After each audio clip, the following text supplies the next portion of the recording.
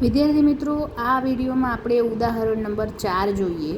અવિભાજ્ય અવયવોની રીતથી 6, 72 અને 120ને ગુસા અને લસા શોધો.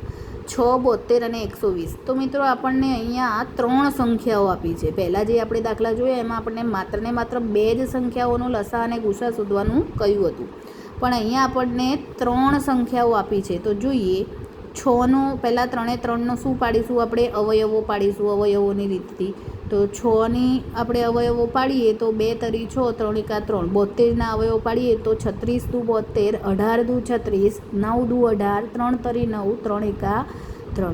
એ જ રીતે 120ના અવયવો પાડીએ 60 દુ 120, 30 દુ 60, 15 દુ 30, 3 પંચા 15 ને 5 એકા 5. આ બધાના અવયવો એની નીચે લખીએ આપણે. 6ના અવયવો શું લખી શકાય? 2 ગુણ્યા 3.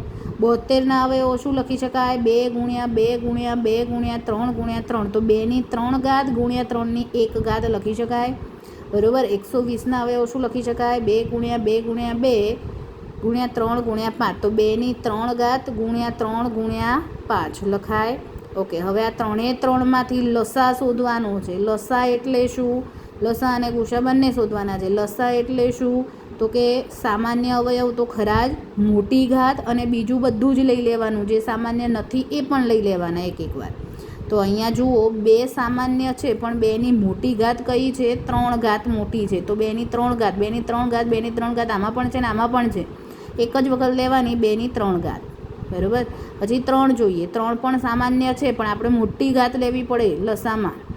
તો કઈ ઘાત આવે? 3ની 2 ઘાત. 5 સામાન્ય નથી, ખાલી આમાં જ છે, પણ એ લસામાં તો બધું લેવું જ પડે, એટલે 5ની 1 ઘાત. 2ની 3 ઘાત એટલે 8, 3ની 2 ઘાત એટલે 9, 5ની 1 ઘાત એટલે 5. આ બધાનો ગુણાકાર કરીએ એટલે આપણને જવાબ મળે 360. એમ કહી શકાય કે 6, 72 અને 120નો લસા કેટલો આવે? 360. ગુસા શોધીએ તો આ ત્રણેયમાંથી જે સામાન્ય અવયવ છે એ પણ સામાન્યમાં પણ કેવો? નાની ઘાતવાળો. સામાન્ય અવયવ 2 છે, પણ 2ની ઘાત નાની કેટલી છે? 1 જ છે. આ બંનેમાં 3 ઘાત છે, તો આપણે આ લઈ શકાય 2ની 1 ઘાત. બીજું કેટલું છે? બીજું કોણ સામાન્ય છે? તો કે 3 સામાન્ય છે, પણ 3ની નાની ઘાત શેમાં છે? ખાલી અહીંયા જ છે. બાકી અહીંયા 3ની 2 ઘાત છે, અહીંયા પણ 3ની 1 ઘાત છે. તો 3ની 1 ઘાત સામાન્ય લઈ શકાય. તો 2ની 1 ઘાત એટલે 2 ગુણ્યા 3ની 1 ઘાત એટલે 3, 3 દુ 6. તો ગુસ્સા આપણને કેટલો મળે? 6 મળે.